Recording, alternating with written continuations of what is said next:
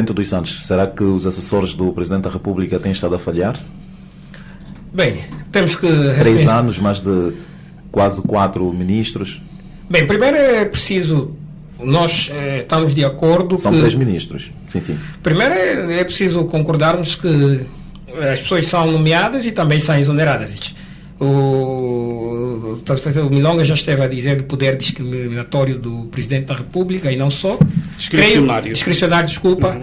E também sabemos que os próprios ministros, no exercício das suas funções, também têm essa prerrogativa relativamente aos seus técnicos.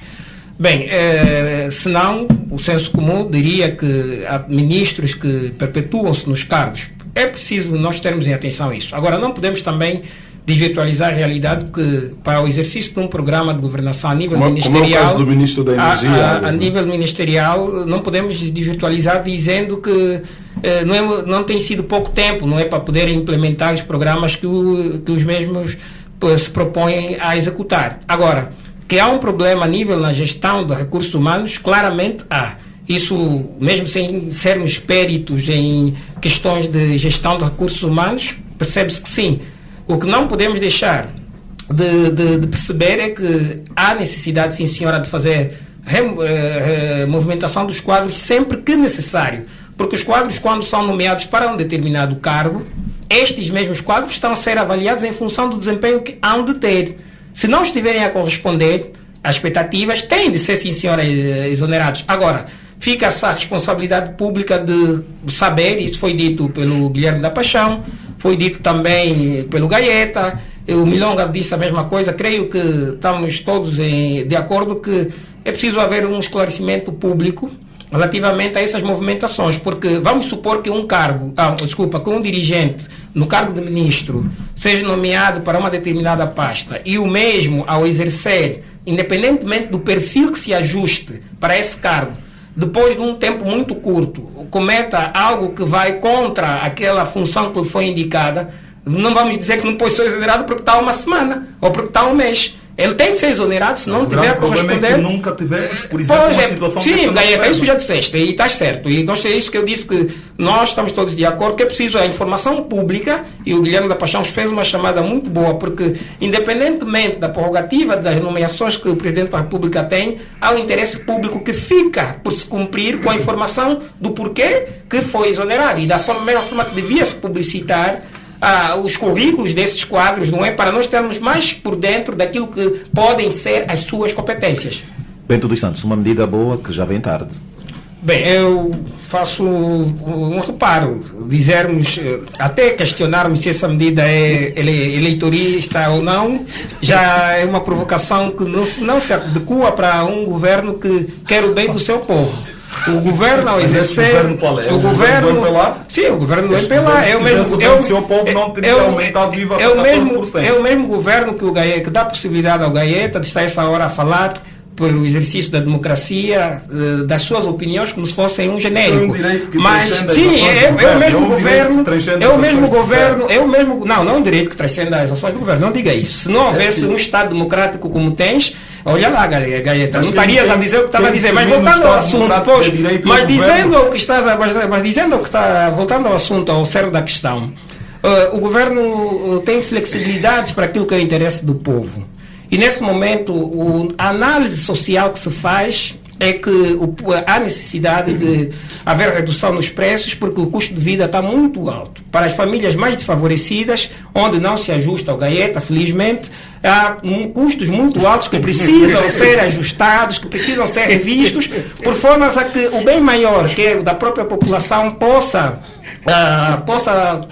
ir para frente e em função daqueles interesses que a maioria tem, porque sabemos que as pessoas não têm, infelizmente, ou não têm a possibilidade privilegiada de poderem dizer que têm as 3 refeições ao dia, e então nós não podemos achar que um governo, quando se ajusta, quando uma política é ajustada em função do interesse da maioria, que é a população, não pode ser vista como uma propaganda a chamar a atenção dessa questão. Por que só agora? Bem, olha, Manuela Augusto, eu vou fazer um entrosamento com uma questão que já estava a ser analisada aqui no jornal e que nós fomos unânimes que deve haver flexibilidade nas ações executivas.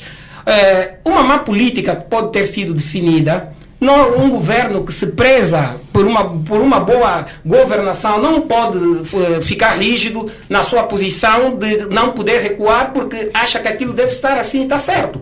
É o interesse da maioria. A própria crise econômica que nós estamos a vivenciar, que antes mesmo, que era só vista na perspectiva do petróleo, que hoje agrava-se com a perspectiva, inclusive, de questões ligadas à vida por causa da questão da saúde. Se os governos não tiverem essa flexibilidade, e nós hoje, eu escuto que, olha, vai ser temporária, mas essa temporária não quer dizer que pode ser para subir a posterior ou para manter até onde vai descer. Também a possibilidade de ainda se reduzir mais esse IVA que já veio a piorar o estado de vida de muita gente. Eu acho que nós temos que ter essa possibilidade, louvar quando as iniciativas são tomadas para o bem da maioria. Eu não sou economista, não vou fazer análises muito profundas sobre isso, mas faço análise sobre aquilo que vai à mesa. E o que vai à mesa é o que é essencial para a gente poder sobreviver, como foi dito aqui. Esses pronunciamentos do Presidente da República não é intrometer-se na vida interna da UNITA, não faz com que crie confusão no seio da UNITA? Bem, para um partido que está a farejar polêmicas públicas para conseguir um posicionamento mais ajustado àquilo que são as expectativas de muitos, aqueles que acham que o contraditório na perspectiva sensacionalista é o melhor, sim, mas é preciso dizer que todo este episódio, toda esta telenovela que nós temos assistido ou forçados a assistir pelo Partido UNITA é um assunto de interesse público e pronunciar-se sobre isto. Eu me recordo, quando cheguei ligeiramente atrasado, peço desculpas também atrasadas, ouvi o Guilherme da Paixão a dizer que não se achava no direito de fazer uma avaliação sobre o desempenho de um ex-ministro. Mas depois recorreu ao facto de ser um cidadão que lhe dá o direito de opinar, uma vez que o ex-ministro é uma figura pública e tem responsabilidades relativamente a isso. Então, quando um partido se propõe a governar um país e há cenas que transcendem as paredes das suas instituições para a rua, as pessoas não deixam de ter a possibilidade de opinar, porque até se é um partido que está a concorrer para governar, interessa-nos muitas vezes saber como é que as coisas andam, né? E quando torna então de interesse público, é normal fazer-se um pronunciamento. Agora, estes pronunciamentos vão ser muitas vezes extrapolados, muitas vezes vão ser vistos numa perspectiva de buscar outros interesses inconfessos, ou muitas vezes mesmo confessos, só que as pessoas subestimam aquilo que se quer, que é o alcance do poder, e faz aquilo que se chama política, né? Mesmo com recurso a outras coisas menos corretas. Eu acho que o Presidente da República desejou boas-vindas a um membro do Conselho da República que estava a ser empossado para tal, e as pessoas, cada um com o seu interesse pessoal, vão fazendo o eco disto em função dos objetivos que têm. Mas esta confusão não é um sinal de imaturidade? Mas que confusão? Não, porque confusão que o Presidente da República quis criar. Não, estás a falar concretamente da UNITA. Repetiste várias vezes, na generalidade, repetiu várias vezes que a UNITA tem maturidade, tem mostrado maturidade, mas esse imbróglio todo que envolve a sociedade, essa confusão toda, vão para o tribunal, saem, vão realizar congresso, isso é maturidade ou imaturidade? Não seria melhor estarem mais organizados para provarem a maturidade do que o contrário? É que quando isso é uma questão que coloca a mim ou que não, isso é só deixar no ar, porque quando fazes análise toda positiva, e estamos acostumados a ouvir sempre a entrevistas quando se trata do MPLA, parece-me que estás muito bem inteirado dos processos, mas pronto, pode continuar. Enquanto jornalista, é o papel de estar inteirado. Sim, mas não fazer juízo de valor. Aliás, o jornalismo é nossa casa, né? O jornalista não deve fazer juízo de valor, deve reportar os factos. Mas aqui tem comentadores. Eu percebi bem a sua gênero de opinião. A sua provocação, mas não vou por ali. Ouvimos a Luísa Damião a dizer que agora o partido está aberto a receber novas candidaturas. Por que agora o discurso mudou, Bento dos Santos? Bem, o discurso não mudou. Há um certo desinteresse, houve sempre um desinteresse por parte de muitos órgãos de imprensa de fazerem eco daquilo que já está instituído. Aliás, o Guilherme da Paixão disse bem. Mas nos anteriores congressos do MPLA Sim, o estatuto existiam também outros candidatos?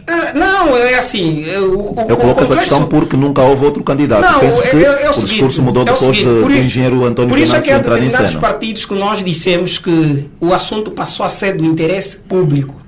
E no caso do MPLA, podemos fazer o mesmo exercício. Há determinados assuntos que passaram a ser do interesse público, porque as pessoas lhes estão a interessar saber. Isto até em função de um certo imbróglio que houve com outro partido. Tornou-se prática agora as pessoas dizerem, é verdade, como é que está aí? Né? Agora vamos saber que também, vamos acompanhar e vamos tentar saber como é que é. Mas afinal as coisas andaram aí escritas. Temos o engenheiro Venâncio que manifestou a sua candidatura. A intenção de candidatar. A sua intenção. Se alguém tiver também essa intenção, que se manifesta. Aliás, não há nada, e numa altura como essa, se alguém tentar manifestar-se, e vamos supor que ele cortasse essa possibilidade, até seria um erro político grave. Mas nós temos que nos acostumar, tanto a nível de jornalismo investigativo, e não só, porque até o jornalismo básico, a investigação, a pesquisa é permanente, a vermos os processos pelos documentos, acompanhamos os processos pelos documentos, porque está a impressão que agora está tudo a mudar de noite para dia porque determinado partido teve... Não, isso sempre esteve aí. E por parte dos próprios militantes do MPLA, que têm conhecimento dos estatutos, mesmo as gerações que são mais avançadas do que a nossa, do que aqui estamos agora a falar, sabem disto. Agora, o partido todo começou a tornar público determinadas informações que passaram a ser do interesse público em função de muitos questionamentos. É aquilo que nós chamamos de uma determinada pressão social que tem havido. Mas também é bom aceitarmos, ou seja, o MPLA no caso, que não diria mudança como tal, que o próprio MPLA, olhando para o que os outros têm estado a fazer, recuou um bocadinho e deu essa abertura. Mas é preciso isso que estou a dizer, é precisamente isso que estou a dizer, o próprio atual presidente da República viveu isso no Congresso da FIA. Eu estava a Guilherme da Paixão, o MPLA é um partido que se adapta aos tempos. Aliás, se não fosse, não estaria na governação conforme está e não teria o histórico de mudanças que já fez internamente e vai continuar a fazer certamente. Agora, é preciso vermos, as sociedades são dinâmicas e é isso que eu estou a dizer. Ou há um interesse público, ou há mais maturidade política por parte da própria sociedade. Há mais pessoas interessadas em saberem dos processos internos e há necessidade dos partidos darem resposta a isso. É aí onde vais começar a saber, afinal há essa cláusula no estatuto tal, mesmo sem ser militante desse partido. E nesse aspecto, a polêmica que se põe não prende-se particularmente no partido, prende-se a quem dá cobertura aos assuntos de interesse público, nesse caso os meios de comunicação social. Os meios de comunicação social têm de ser ir mais de encontro com aquilo que são os anseios públicos e, se puderem, né, até onde os partidos aceitam abrir os seus próprios assuntos internos, fazerem esse papel também de formador para as pessoas terem conhecimento. Mas não basta só, nós sabemos das censuras que se vivem nos órgãos de comunicação de gestão pública. O jornalista, quando pergunta, amanhã a gente já não vê no debate, já não está escolhido para apresentar o jornal. Guilherme da Paixão, sem desmérito a nenhum profissional de comunicação social, mas nós sabemos também as limitações que muitas pessoas têm em olhar para a pesquisa como algo que deve ser feito antes mesmo de produzir uma matéria. E depois, isso também é verdade. Mas é bom que saiba também que até mesmo militantes do MPLA, em conversas muito mais restritas, diziam do que sofriam quando mostrasse o interesse ou a intenção. Mas Guilherme da Paixão é o benefício da dúvida. Então tu és um militante do MPLA, que tu internamente estás a ser ameaçado, vamos assim dizer, ou estás a ser censurado por algo que é um direito que é estatutário, inclusive, do teu próprio partido. Tu não sabes que mecanismo, que ferramentas deves acionar para o efeito. Desculpa, mas o mesmo está esquecido das questões do Marcolino Monco. Está esquecido das questões. Exatamente, eu sabia, o Guilherme da Paixão. O próprio João Lourenço, Bento dos Santos e Guilherme da Paixão. O próprio João Lourenço, que é presidente da República agora, teve o quê? Teve coragem de dizer aquilo que era a sua intenção. E ele dizeu na pele aquilo que aconteceu. Disto. Nós para mudarmos, Guilherme da Paixão, nós para mudarmos precisamos ser, antes de mais, cidadão.